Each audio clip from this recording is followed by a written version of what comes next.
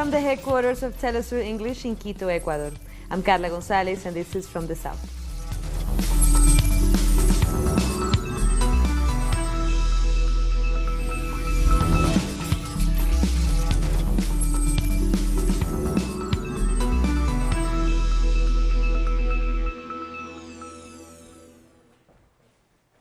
Hurricane Humberto lashed Bermuda with strong winds Wednesday evening as the powerful Category 3 storm skirted just north of the islands.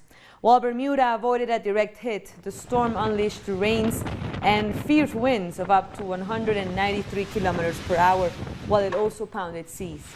Humberto's hurricane-strength winds packed quite a punch, snapping 3 trees in half of the island. The local electricity company says close to 28,000 customers, that's 80% of the territory, were left in the dark in the wake of the storm. All schools and government offices will remain closed throughout Thursday. The last major hurricane to strike Bermuda was Nicole in 2016. Meanwhile, Bermuda's famous causeway, the strip of land and bridges connecting the main island to St. David's Island, suffered storm damage and remains closed at this time. The Emergency Management Organization is asking the public to avoid using the roadway, which is now being inspected by engineers. As Humberto hit on Wednesday evening, Bermuda's National Security Minister provided an update. The winds are still very high, so encouraging everyone to remain indoors. We've just spoken to officials from Belco. They have indicated that approximately 28,000 people are without power. Tomorrow morning at approximately 7:30, we will be giving an update to share with you how Bermuda fared during the storm. I would like to thank all of our first responders and all of the people that have worked in calm ops overnight for their hard work. But Humberto is not the only storm being tracked. Now there's Tropical Storm Jerry, farther out in the Atlantic, and forecasters say it could become a hurricane by later on Thursday. The center of Jerry will be near or north of the northern Leeward Islands on Friday, and it will pass north of Puerto Rico on Saturday. And another opposition party has joined the dialogue table established by the Venezuelan government and representatives of opposition parties. Evangelical pastor Javier Bertucci, leader of the Hope for Change party and former presidential candidate, joined Vice President Delcy Rodriguez and other authorities to sign the agreements, first announced on Monday. Bertucci, who ran against President Maduro in the 2018 elections, took third place, receiving 10.8% of the vote. Bertucci also made a call to all opposition parties to join the dialogue, saying the government has shown willingness to find solutions for the benefit of all citizens, and that everyone should come together to find a way forward. We must provide solutions for the Venezuelan people who are living, in my opinion, one of the worst times in their history. It's urgent. For that reason, we cannot continue postponing or showing attitudes of pride or hubris. Here, no pride should reign over the needs of the people.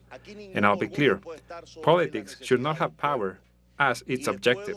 Politics should have as objective service to the people. Following this line, we must all work. We cannot just substitute whichever initiative. I am one who thinks that the dialogue initiative with Norway should continue and allow that this dialogue also proceed in a parallel fashion. At the end of the day, we are in search for solutions and results.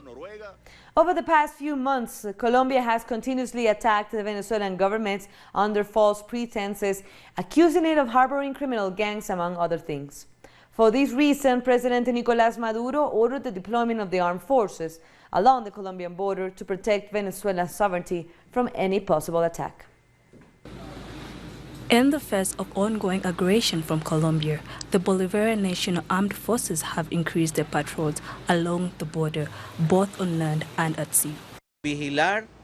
We are keeping watch and safeguarding our maritime sovereignty against contraband and illegal vessels. Over the past few months, cases of illegal vessels caught sailing in Venezuelan waters are being taken care of by the Attorney General's office, as the Navy's main priority is guarding oil drilling platforms. In Maracaibo, part of the Coast Guard's duty is to protect oil drilling stations as well as protect our nation's ships. These military exercises showcase the technical capacity and combat readiness of the armed forces for operation on land, sea, or air to repel any possible aggressions backed by the U.S. government. The armed forces today more than ever stand steady to defend our nation's sovereignty. We have extraordinary defense systems. We have the continent's most advanced anti-air defense system, the latest generation warplanes and helicopters. Our sniper units have received the best training possible and are using the most accurate rifles in the world. The Venezuelan government in various occasions has said they have no intentions of initiating any armed conflict and has only asked that peace in the region be maintained. Argentina's Senate has approved a food emergency law that will increase state funds to fight hunger and improve nutrition as the country deals with inflation and increased poverty. The measure allocates a 50% boost in the current budget for national public food and nutrition policies. The Senate's approval comes after the lower house overwhelmingly voted in favor of the measure on September 12th. It was proposed by opposition lawmakers, including those from the party of Alberto Fernandez, the presidential frontrunner in the upcoming elections. The several protests have been staged over the past months against austerity measures introduced by President Mauricio Macri in order to comply with the terms of an IMF bailout. In Brazil, the general prosecutor Raquel Dodge has asked the Supreme Court of Justice to start a new investigation into the murder of Rio Councilwoman Marielle Franco. Dodge says that the initial investigation was marred by outside interference in order to divert any probes into those who were behind the assassination. She added that these unknown players manipulated the justice system with the help of a retired councilman, 2 police officers and a lawyer. Under these accusations, the prosecutor's office has requested that the investigation be removed from a state court and be handed over to a federal court. Marielle Franco was an outspoken activist for the rights of women and Afro-Brazilians. She was killed along with her driver, Anderson Gomez, in March 2018 in Rio de Janeiro. Police in Honduras have attacked environmental activists who are protesting against the construction of a luxury housing project inside a national park. Police fired tear gas on the protesters who had assembled in El Hatillo, north of the capital, Tegucigalpa. The protesters have been demonstrating since last week and say the construction project located in the Tigra National Park will have a negative impact on the environment. They have vowed to continue with their protests until the project is cancelled. They also accuse the government of harassing them. He already knows me, and there are death threats. Therefore, we're going to denounce violence before human rights organizations because I've already identified the individual who threatened me. I'm very sorry, but I already have 2 police officers denounced in court and will go for the 3rd court case. Former FARC combatants in Colombia held a fashion show in Bogotá to promote peace and reconciliation. Models took to the catwalk to display pieces made in collaboration between ex-combatants and victims. The aim of the show was to convey a message of their commitment to reconciliation and peace. The ex-combatants said they will continue to pursue peace despite the Colombian government's failure to honor the 2016 peace agreement that sought to end the decades-long war. We want to tell Colombians, these are the garments the men and women are making for peace, that we left the guns and said no to war, and we want to continue on this path. This is very rewarding, and also to see all the people who came. Today, I just realized that we are not alone. There are many people who continue betting on the peace process, and hopefully, together, we can build the peace that Colombia has longed for many years. Coming up, Nigerians continue returning to their country following xenophobic attacks in South Africa. Don't go away.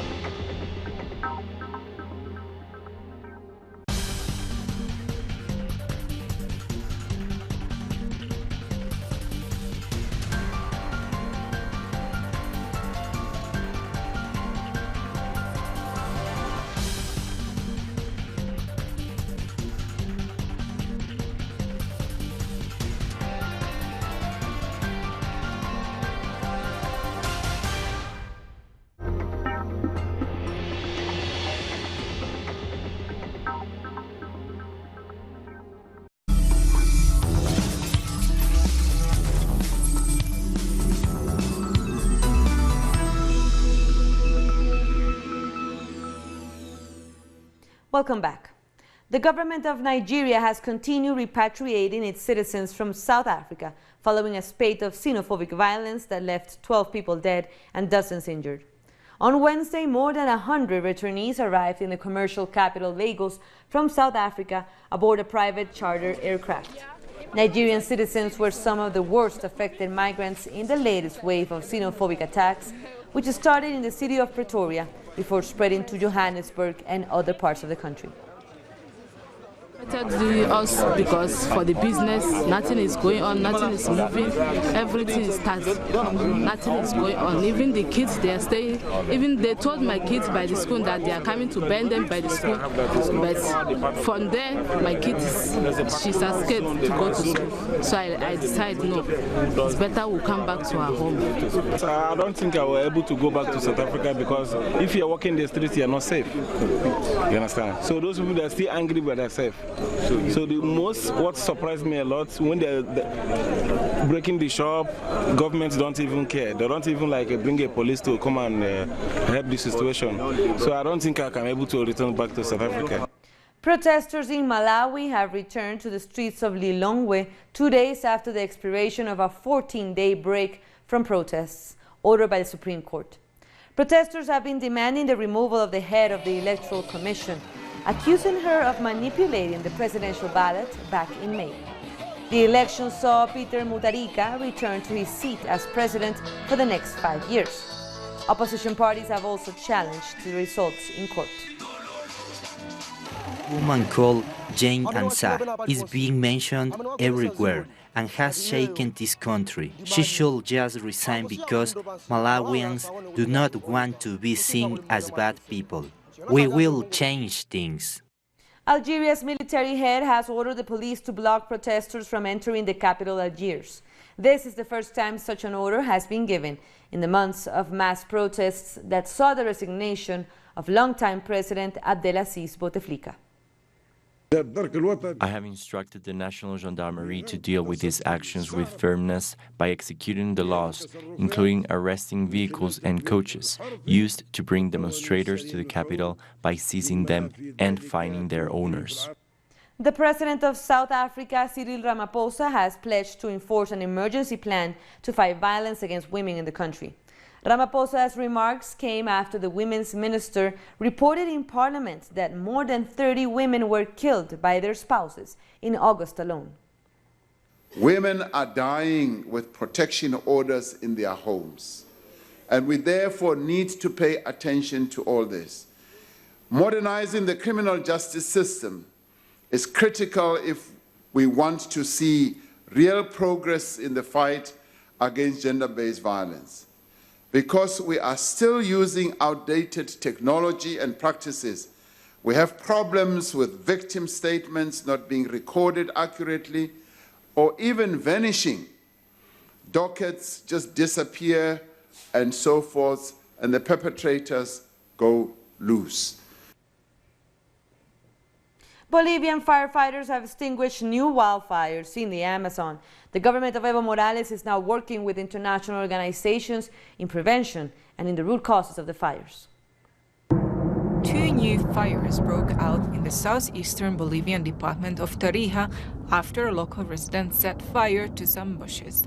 The operational command immediately went into action with a supertanker plane. The authorities now say the blazes are under control. There's a computer on board the plane. We tell it how much we want, and the computer opens the doors to release that amount of water.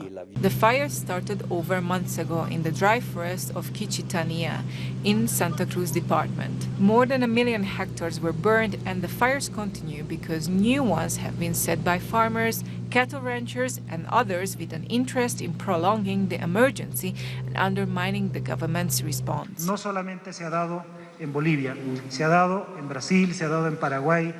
This has happened not only in Bolivia, but in Brazil, Paraguay, Europe, and Africa. There have been wildfires in many parts of the world, but Bolivia has the country that has confronted this emergency in the most responsible way, and we have deployed the most advanced technology available. The foreign minister said Bolivia is part of an international initiative to promote global policies against climate change and some of its effects, like extreme drought and wildfires.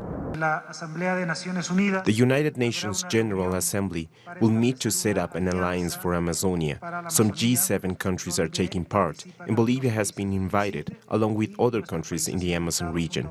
We will be able at this event called by France, and we have to bring together all our efforts, experience, technical know-how, and international support. The work to deal with the situation in Bolivia after the fires is being led by President Evo Morales.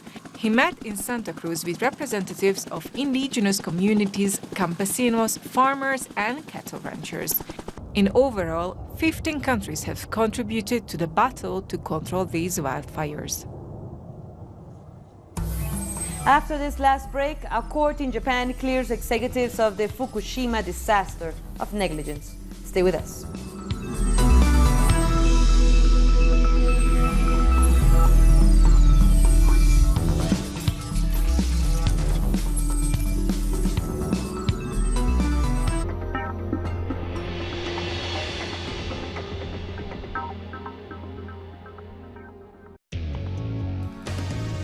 A review of the world news that investigates, incites analysis, and induces criticism, because every event has a context.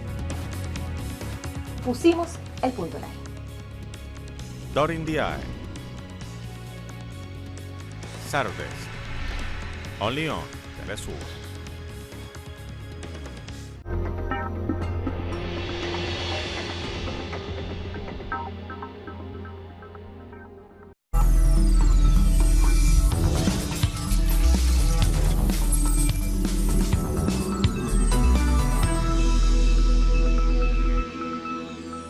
Thank you for joining us again.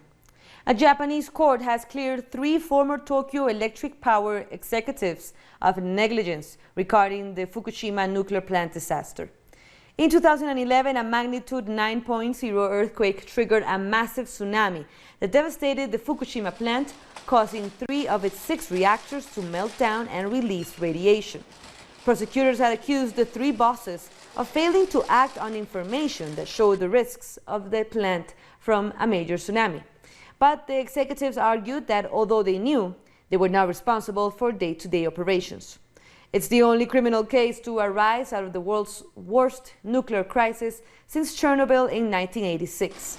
The ruling angered protesters outside the court, many of them survivors of the disaster. How could the court rule this way? We cannot understand and cannot accept it. For the past 8.5 years, there are so many people who were forced to evacuate their homes, hometowns, and they're still looking for a place to live. U.S. Secretary of State Mike Pompeo has claimed Washington has proof that attacks on Saudi oil installations originated in Iran, despite the fact that Houthi rebels in Yemen claim responsibility. During an impromptu visit to Saudi Arabia, Pompeo added that the U.S. wants to build a coalition of European and Arab partners against Iran. Earlier, Pompeo said that the drone attacks on 2 Saudi oil installations on Saturday was an act of war against the kingdom. However, Iran has strongly denied any involvement in the attacks. Okay, thank you. So coming to the mouth.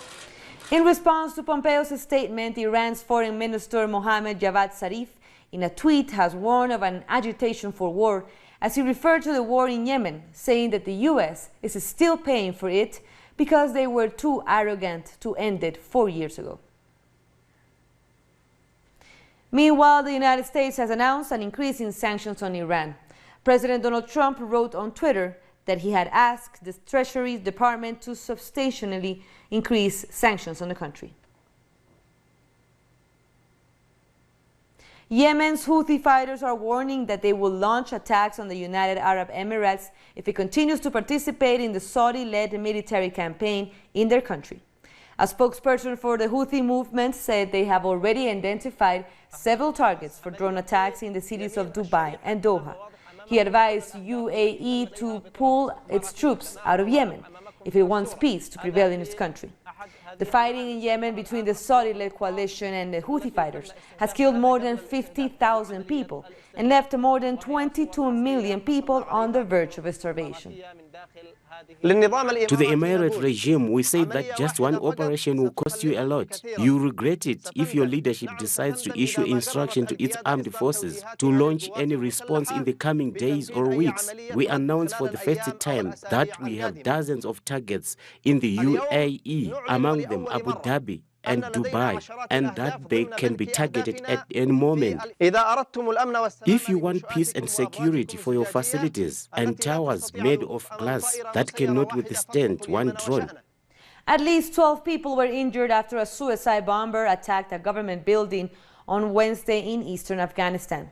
The bomb is reported to have detonated when security forces engaged in gunfire exchanged with alleged fighters who tried to storm a government building in Jalalabad. About 200 people who were in the building have been evacuated, and so far no group has claimed responsibility for this attack. And the following morning, on Thursday, a Taliban truck bomb killed at least 20 people and wounded almost 100 near a hospital in the southern Afghan province of Zabul. The Taliban said the target was a nearby government intelligence building. They have been carrying out daily attacks since the collapse of peace talks with the Trump administration. Israel's Prime Minister Benjamin Netanyahu has rejected the formation of any government which would include Arab parties. His comments come a day after he fell short of securing a majority in the parliamentary elections. With more than 95% of the ballots counted, Netanyahu's right-wing Likud party has so far won 32 seats in the Knesset, while Benny Gantz's Blue and White party takes 33 seats. In a sign of the demanding negotiations to come, Netanyahu is reportedly planning on canceling a trip next week to the UN General Assembly due to the political context in Israel. There are only two options, either a government I run or a dangerous government that is based on Arab parties. And during these times, more than ever, especially in front of the big political and security challenges that we face, there must not be a government based on Arab anti-Zionist parties. Lev Greenberg, a political sociologist and founding chair of the Department of Sociology and Anthropology at Ben-Gurion University, spoke to Telesur about the Israeli elections. As a matter of fact, what we must understand now is that it's almost the same situation than before. We have two blocs that are unable to form a coalition, and mainly they can block each other, but not more than that. The only party that is not positioning itself here or there is the party of the Russian voters, led by Lieberman. And he was the person that brought about these elections because he didn't want to join Netanyahu, despite the fact that he was part of his coalition in the past. Now he's demanding the formation of what he calls a national secular unity government. That means he's trying to force Netanyahu and the Benny Gantz, the two big parties, to form a coalition with his party, and to exclude both the religious parties and for sure the Arab parties. This is the situation now, and Netanyahu is doing everything he can do in order to prevent his indictment. This is his problem, because at the moment he's not a prime minister, he will be probably indicted. No one will be able to ignore what's going on now. The attempt to build a national coalition in this or other way, it will be to prevent the Palestinian parties to be part of the political game. As a matter of fact, this was the main attack on Yitzhak Rabin 25 years ago, that he's building a coalition based on the Palestinian parties, voters and citizens. And the complete delegitimation of Rabin brought to his assassination. Now, Netanyahu is exactly doing the same kind of argument, delegitimizing the right of the Palestinian citizens to be part of the political game. And in a sense, it might work. Because if you don't count the 12 members of the Knesset voted by the Palestinians, you cannot build an alternative coalition to Netanyahu. This is the idea, to prevent any alternative coalition. A Spanish Air Force flight instructor and his student have been killed after their aircraft crashed into the Mediterranean Sea off the country's southern coast. According to a statement issued by the Air Force, the aircraft was on a regular training mission when it crashed into the sea shortly after takeoff near the city of San Javier. Preliminary investigations show that the accident was caused by an engine failure. It must have made a rather strange maneuver, and then it has fallen quite close to the ships, which is what was feared. And they have recovered the bodies half an hour ago. They could not survive. And with that, we end our news brief. But remember, you can find all of our stories by checking our website, telesurenglish.net. And be sure to join us on social media. We're on Facebook, Twitter, and Instagram. For Telesur English, I'm Carla Gonzalez. Thank you for watching.